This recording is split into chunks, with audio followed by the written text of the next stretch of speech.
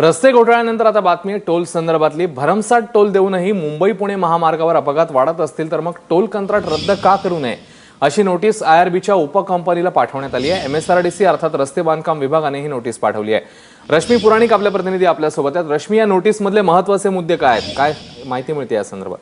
गेल्या काही दिवसात जर आपण बघितलं असेल तर मुंबई पुणे एक्सप्रेस हायवेवरचे अपघात वाढलेले आहेत, दर्डी कोसळण्याचं प्रमाण वाढलेलं आहे आणि असं असलं तरी टोल मात्र हा घेतला जातोय, परंतु लोकांना असुविधा मात्र जास्त वाढत आहे। म्हणूनच एमएसआरडीसीने हे पाऊल उचललेलं आहे आणि म्हैसकर यांच्या कंपनीला त्यांनी नोटीस बजावली आहे। आयआरबीच्या उपकंपनीला त्यांना कारणं विचारली आहे की एक तर 60 दिवसामध्ये नेमकी तुम्ही उपाययोजना काय केल्या आहेत, हे अपघात टाळण्यासाठी तुम्ही काय केलं आहे, जे नियम आहेत ते अनेकदा वाहन चालक पाळत नाहीये, त्यांच्यावर काय कारवाई करण्यात आली आहे आणि जर तुम्ही टोल मात्र गोळा करतात पण लोकांना असुविधा होते तर तुम्हाला टोल गोळा करण्यासाठी का थांबवण्यात येऊ नये, तुमचे कॉन्ट्रॅक्ट का रद्द करू नये अशी कारणे दाखवा नोटीस बजावलेली आहे। 60 दिवसाचा हा वेळ दिलेला आहे की त्यांना तुम्ही नेमकी काय उपाययोजना केल्यात हे सरकारला सांगावं लागणार आहे।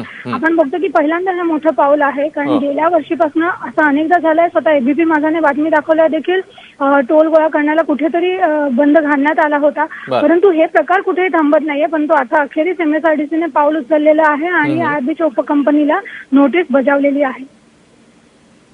रश्मी, धन्यवाद या सगळ्या सविस्तर माहितीबद्दल।